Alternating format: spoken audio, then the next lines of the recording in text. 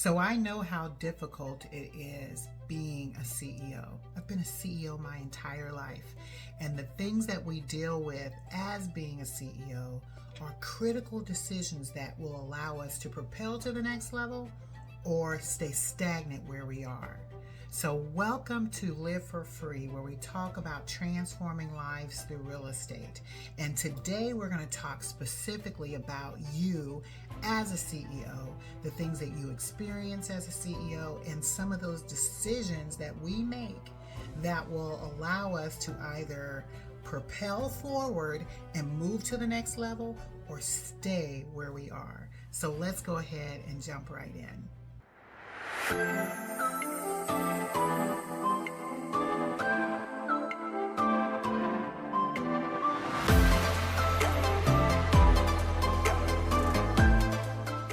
Now, if you watched the last episode we had talking specifically about the battles, like choosing your battles as a CEO, this to me sort of adds to that conversation. And sort of just a recap, we make decisions every day to either work in our business or on our business. And many of us, if you've got a team, spend a lot of time working in your business still when you should be working on your business. And a lot of reasons why we do that, I'm going to sort of share with you, because as I talk to you, I am talking to myself. But there have been some key moves that I have made in the last few weeks that have propelled me forward as a leader, as a CEO, and I want to share that with you. But I also want to share where I've come from that kept me stagnant for years. I can honestly say for years I've been stagnant in this place because of the things that I'm about to share with you right now. And I think the biggest one that was sort of like my aha, because I have a difficult time delegating. I'm not going to lie. I have challenges with giving people things to do because I feel like there's nobody better to do it than me. And the time it's going to take for me to teach them how to do it, I could have done it, right? And that's that mindset that we all fall into, is that nobody else does it better than we do. We can do it faster. And if I can do it faster, I might as well do it myself, right? But think about that for a minute. Let's say you've given somebody the tasks that they need to do, and they do it, okay? So, or let's say they don't do it, because that's how they end up over there with you, is they didn't do it well because they weren't properly trained, or they were more comfortable with passing it to you because you always take it on. So you can easily get into that mindset, well, I can do it faster. It's just going to take me, just a few minutes to do it.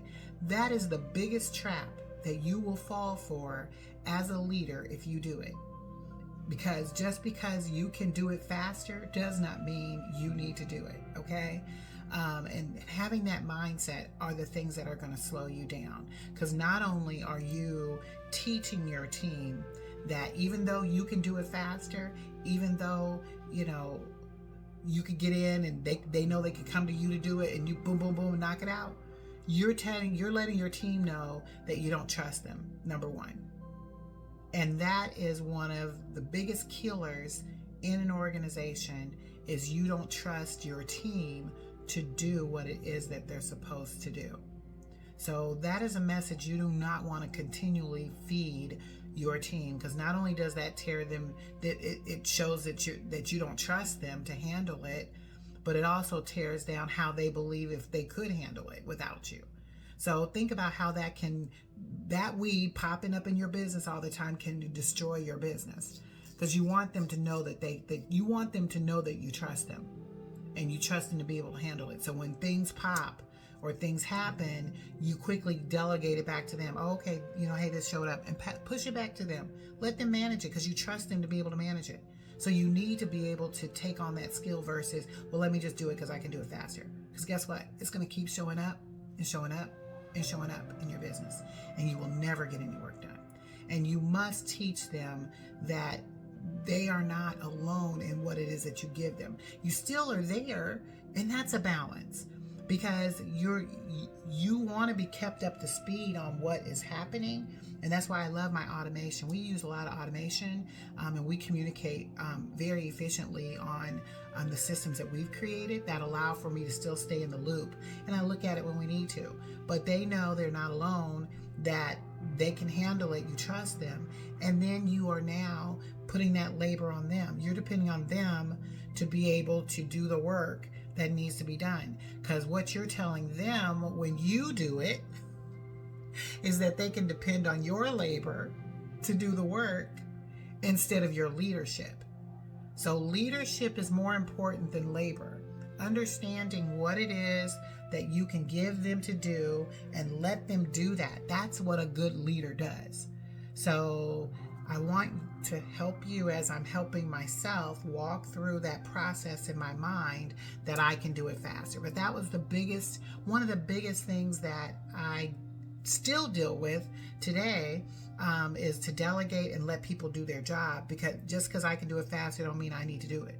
Okay, so I want to encourage you as you move into this space that you don't fall into that trap of being the only one who can do that. All right. I also know that in order for you to carry the mission forward with what you're building, you need them. You need people. You cannot work on your business constantly doing things just because you can do it faster, because you're impacting the movement of your entire team and their positioning. So once you learn how to delegate, not only are you going to grow from that process, but your team is going to grow from that process. And just let it go. Like, I know where I'm going right now. That's why I'm learning this right now, literally, how to just simply pass it and let them do it. Now, let me just add this too. As you think about what you've built, and let's say who you put in position to handle things, and you start acting as a CEO, what may come up is the people you've selected, number one, are not trained well enough to handle it. And you have to quickly come in and retrain and get them right, or you move them out of the way and hire somebody who is, because you need to make sure you keep moving forward if this is what you're building. If this is what you're building, and it's moving forward, making sure they've got the training they need and that they're doing their jobs right. But learning how to let go too. If they're not the right person, then what? You need to find the right person who can fulfill that job, or guess what? Those jobs are coming right back onto your plate to do. And you are not trying to do the work. Your job is to work on your business, not in. And I've heard people say that you'll at least have anywhere from 10 to 25% of what you do is still you working in it, because some aspect you still are doing it. I said before, talking about inspect what you expect. If you have expectations related to your business and the things that you need done, then you're still going to be inspecting that. That's you working in it, because you're making sure those things are happening. But you're also working on it. And even that task within itself could be deemed as working on your business, because you're still inspecting it, making sure it runs right, but you might not do some parts of it, but some of them you will do. Like I will still be engaged because of some things that I do with the residents who are there. That's around training. That's me, because I do the training right now. But there'll be a point where I'll take that off my plate, and then somebody else will do that. So it's just phases. You have to just think about that. But you are inspecting what you expect. And to move your business to the next level, you are going to have to let go of some things that move it forward. Okay? Now, I'm going to say, as a real CEO, this is truly what it looks like as these things happen. Because as the things happen that show up, that are fires that you have to deal with, you have to make a decision as a leader to do something. And my prayer for you, as well as myself, is to, first of all, pause whenever something comes up, because immediately when something shows up, it's a fire, right? It's a fire. So when that fire shows up, what are you going to do? Are you going to jump in, Johnny on the spot, always doing it because you do it faster? Or are you going to pause? Leaders pause first. They pause before responding. So once you understand that not every issue deserves an immediate action from you, but It is a fire to somebody, it's just not a fire to you. So you need to pause with whatever hits you and evaluate. And once you evaluate, that sense of urgency is not the compass to what your day looks like. It's not the thing that moves you. It's clarity that moves you. So once something shows up as a fire that needs immediate attention, and it's something that's in the business, you need to first of all delegate.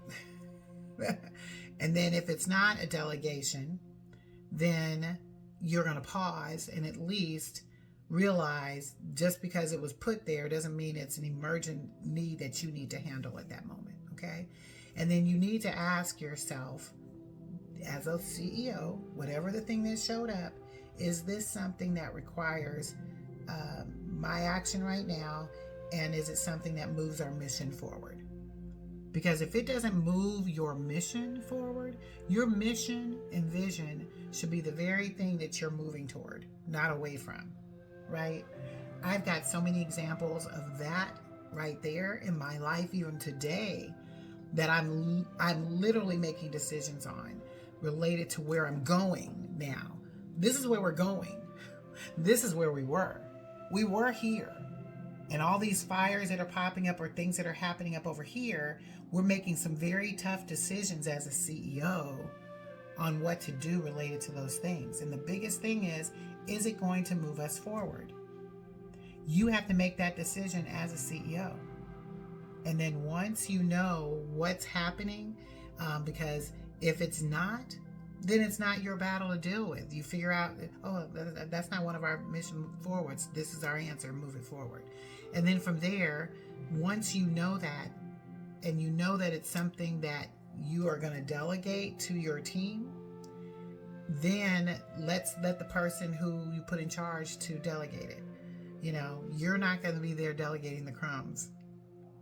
And I want you to get into the habit, Tony Wade, of not delegating the crumbs and making sure that when you delegate, you're delegating it to the person on the team you believe can handle it.